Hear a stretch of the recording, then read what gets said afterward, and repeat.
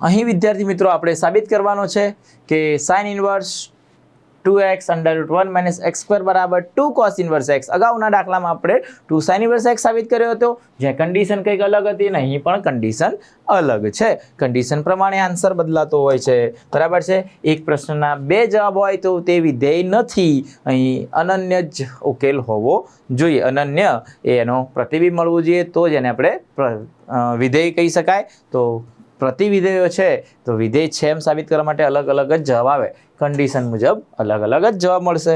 Clear છે? એકના બે જવાબ ના હોઈ શકે, પણ કન્ડિશન હોય તો અલગ અલગ લાવી શકાય. તો અહીં આપણે cos ઇન્વર્સ સાબિત કરવું છે, બરાબર છે. તો x બરાબર sin θ cos θ બંને ધારી શકો, પણ જે સાબિત કરવું છે એ ધારો તો દાખલો સરળતાથી થઈ શકે.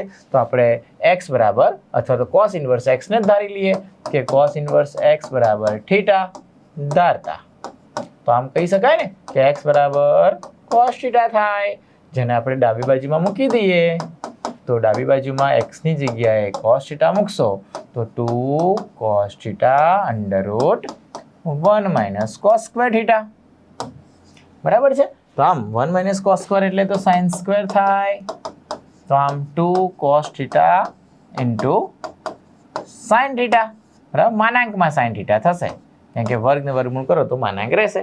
તો કન્ડિશન મુજબ આપણે અહીં ચેક કરવું પડે કે ભાઈ ધન આવે કે ઋણ. તો -1/√2 x એટલે તો આપણે ધાર્યા cos θ અને <=1. cos ઇન્વર્સ લગાવો તો પાઈ -π/4 લખાશે. cos ઇન્વર્સ cos કેન્સલ θ અને cos ઇન્વર્સ 1 તો 0. તો આમ નિશાની બદલાશે કારણ કે ઘટતું વિધેય છે. તો આમ 3π/4 થી 0 અને θની કિંમત જે છે પહેલા અને બીજા ચરણમાં આવી 0 થી 3π/4. તો પહેલા અને બીજા ચરણમાં cos જે sin જે છે એ પ્લસ હોય.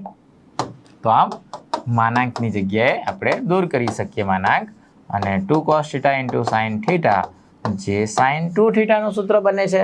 તો આમ sin ઇન્વર્સ sin 2θ.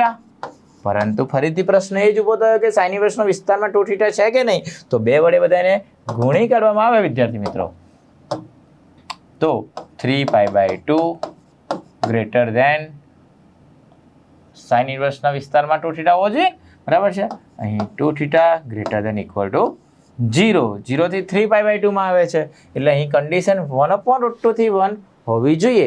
બાકી જે આપેલી છે એમાં બે અલગ અલગ આન્સર આવે, બરાબર છે. તો આમ આપણે +1/√2 રાખીએ તો આ π/4 એકલા જ રહેશે. તો ચરણમાં તો છે જ પ્રથમ ચરણમાં, પરંતુ બે વડે ગુણતા π/2 આવે ને અહીંયા 0. તો 0 થી π/2 એ પણ વિસ્તારમાં થશે, એટલે અહીં -1/√2 હોય તો બે રીતે અલગ અલગ આન્સર આવી શકે. બાકી +1/√2 થી 1 હોય તો આપણે અહીંયા આન્સર મળે છે 2θ, જ્યાં θ બરાબર તો cos ઇન્વર્સ x છે. તો આ રીતે આપણે જમણી બાજુ લાવી શકીએ, બરાબર છે.